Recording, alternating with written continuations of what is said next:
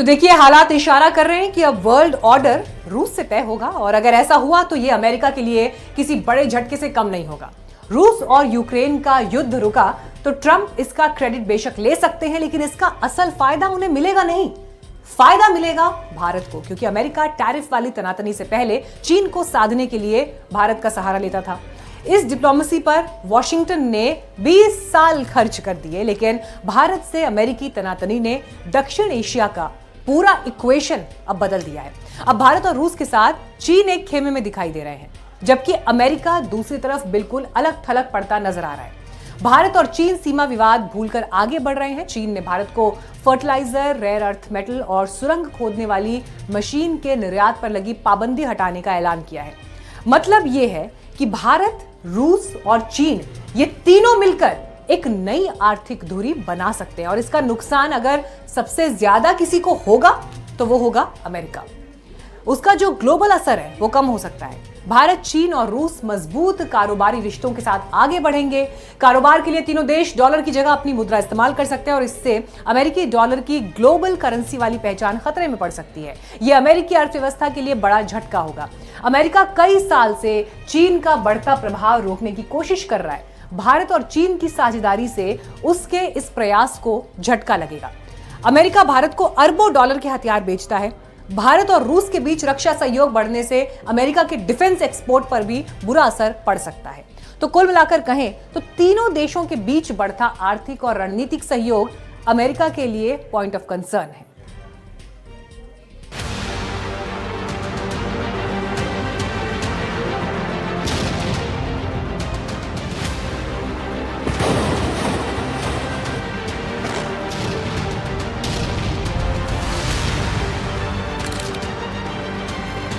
पैरों पर कुल्हाड़ी मारने की कहावत तो आपने पहले भी सुनी होगी।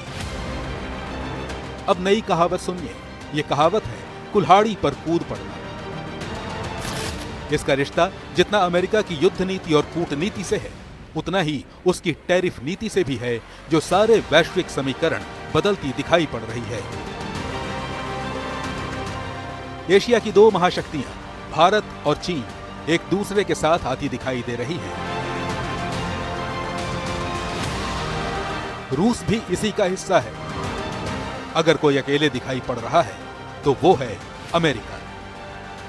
भारत के रूसी तेल खरीदने से नाराज ट्रंप ने 50% वाला झटका देने की कोशिश की, लेकिन यह कोशिश अमेरिका की 20 साल की डिप्लोमेटिक मेहनत पर पानी फेरती दिखी। इसका ताजा सिग्नल आया दिल्ली से, जब चीन के विदेश मंत्री वांग यी बीजिंग से पूरे लाव लश्कर के साथ पहुंचे तो साफ हो गया कि भारत और चीन पुरानी कड़वाहट भूलकर आगे बढ़ने को तैयार है। I had a wonderful meeting in the last round in Beijing, and I'm very happy that since then, in the last about 9 months, there has been an upward trend. Borders have been quiet. There have been peace and tranquility. Our bilateral engagements have been more substantial. ये सच है कि पिछले करीब 8 बरस तक भारत और चीन के बीच सीमा विवाद कुछ ज्यादा ही रहा, लेकिन वांग यी के दौरे ने सुधरते हालात का संकेत दिया। उनसे मुलाकात में राष्ट्रीय सुरक्षा सलाहकार अजीत डोभाल ने सीमा के हाल पर संतोष भी जताया और दोनों देशों के बीच सुधरते रिश्तों का जिक्र भी कर दिया। इसके बाद दोस्ती वाला पैगाम चीन की तरफ से भी आया।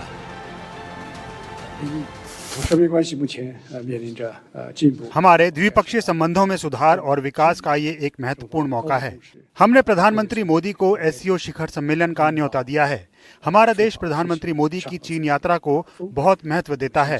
हमारा मानना है कि भारत भी तियानजिन में शिखर सम्मेलन को सफल बनाने में अपना योगदान देगा। ये तस्वीरें बताती हैं कि भारत और चीन की गाड़ी पॉजिटिव मूड के साथ सहयोग की पटरी पर दौड़ लगाने को तैयार है। इस बदलाव में भी सबसे बड़ा योगदान अमेरिका ने दिया। अमेरिका अगर टैरिफ वाली जिद पर न अड़ा होता तो भारत और चीन के रिश्तों की मजबूती के रास्ते न खुलते। ये भारत के लिए डबल फायदा है, क्योंकि रूस पहले से ही भारत का करीबी सहयोगी है। भारत और रूस के रिश्तों की गहराई का अंदाजा इसी बात से लगाइए कि ट्रंप ने जब यूक्रेन युद्ध के मसले पर अलास्का में पुतिन के साथ मीटिंग की थी तो मॉस्को लौटकर पुतिन ने प्रधानमंत्री मोदी को इससे जुड़े डेवलपमेंट की जानकारी दी थी। जाहिर है भारत से तनातनी का सबसे बड़ा घाटा अमेरिका को दिखाई पड़ रहा है, क्योंकि जिस भारत को रणनीतिक साझीदार बनाकर अमेरिका, चीन और रूस को साधता रहा था, वो पूरी मेहनत पानी में चली गई।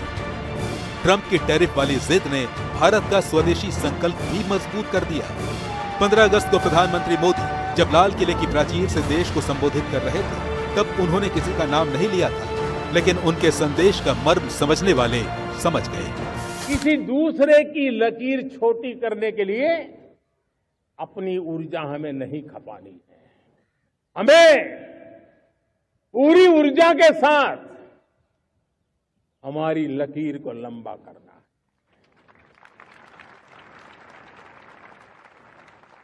हम अगर अपनी लकीर लंबी करते हैं तो दुनिया भी हमारा लोहा मानेगी। आज जब वैश्विक परिस्थितियों में आर्थिक स्वार्थ दिनों दिन बढ़ रहा है,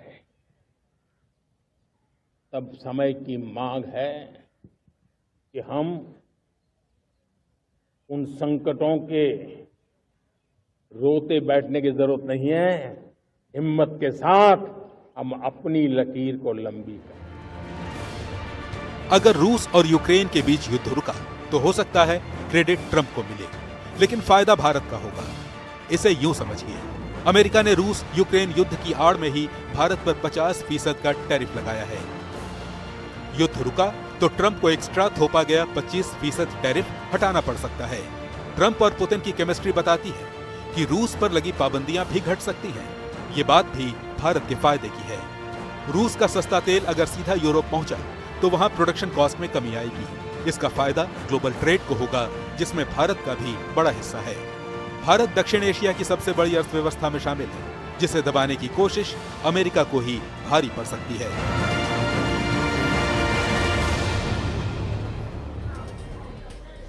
चलिए इसी के साथ एक ब्रेक के लिए हम यहाँ रुक रहे हैं, लेकिन एक्स्ट्रा रिपोर्ट में ब्रेक के बाद आपको दिखाएंगे खबर प्रेमानंद महाराज पर खेसारी लाल यादव का वायरल एक्सपोस्ट।